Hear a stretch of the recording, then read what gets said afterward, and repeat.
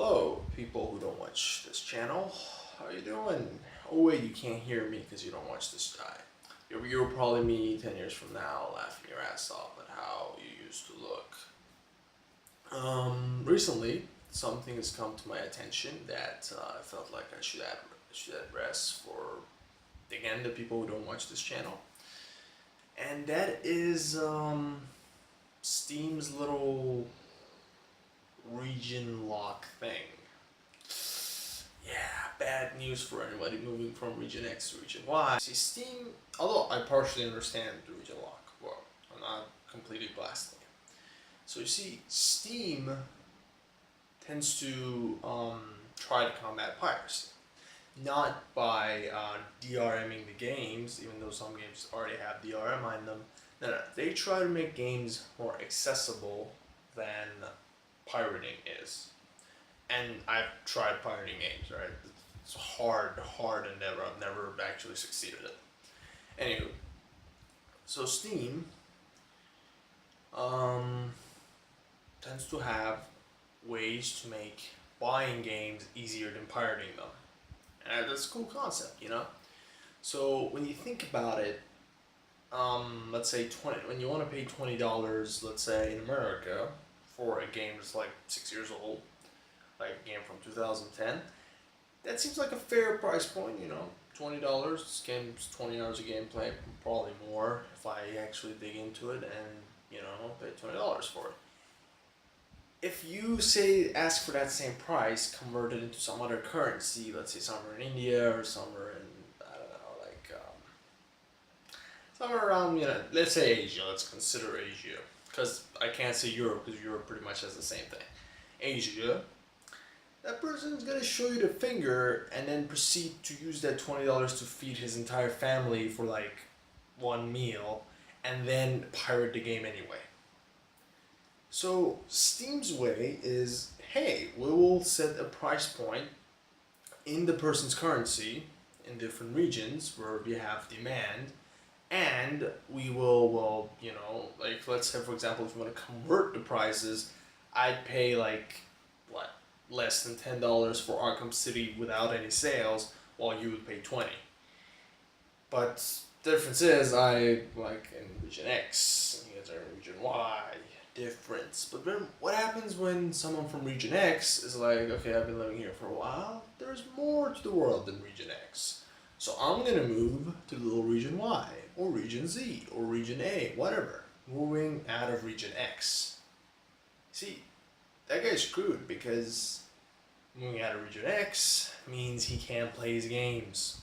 And for some people that's fine, because they usually play free-to-play games, they play free-to-play games like Dota and Blacklight and just, you know, games like that. And that's fine. And they have like, what, 5 games they've paid for. So for them, it's not really a nuisance to, like, I don't know, like one of them, those games might be Bioshock, so they're like, hey, I've already played that game, played through the DLC, nothing more to it, fine, take it out of my library, I don't care. But some people who might look like this had a lot of money when Steam Summer Sale came along. So they were all like, ooh, I'm gonna buy all these games. And then they did. And then when the autumn sale or the fall sale came along, they did it again. And then when the winter sale came along, they did it again. And now they have about 154 games that aren't free to play. There's no free to play counting in that number. 154 games. How many of them have they played? Probably 10, and I'm being optimistic. Probably 10. So that means 144 games, now that we're breaking subtlety, that I have paid for are going to be unplayable once I move out of region Y. Not region X to region Y. Losing my head. So that's a bummer. That is a bummer, because I'm not some scheming guy trying to buy games for cheap so that I could go back to where I originally live and get, like, you know, be able to play the games for cheap. That's not what I'm trying to do, because I've been living here, region X, and I've been buying games because I'm like, oh, I want to play games. Boom, bought the game. I'm playing it. Nice. And now I'm moving. And since I bought 154 games, I can't really have finished all those games before I move. So I'm screwed out of 140 games that I did not ever play. Thanks, Steam. That's great. Although again, I get where Steam's coming from because the gaming community is one of those communities. It's like, sure, once upon a time, when I walked in, that one guy who was a really nice gamer who was all, like, oh, I'm all about paying for games and supporting the developers and not pirating games. But the majority of the community are people who are like, you know what, I'm gonna skin this community. No, I'm gonna skin this medium for as much cash that I can. They buy games on sale, sell them when they're not on sale. They buy games in cheaper regions and then sell them in more expensive regions.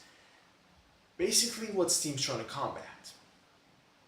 So I get where Steam's coming from. It's just Steam should maybe get a less robotic customer support and be like, okay, let me assess the situation here. This guy, this person, this girl, whatever, has bought these games in this region. They've been continually playing in this region for a while now. And one thing, they can't gift these games. None of these games are giftable because they've been playing them and they purchased it for themselves. And this account has like 154 games and a lot of billing info. So I wouldn't think this person, if they're mentally sane, would sell this account to somebody else. So why should I lock the games unless the developers ask me to? Now, some people online say that's the case. Like, I don't know, like for example on Dark Souls 2, the page says like this game can only be played in these countries when you buy it from Region X. And that's cool. That's cool, I get it. But the general consensus online is saying that I can't play any of my games. I am just announcing that I am gonna set a goal and just beat every single campaign that I have in my library. I know that's crazy.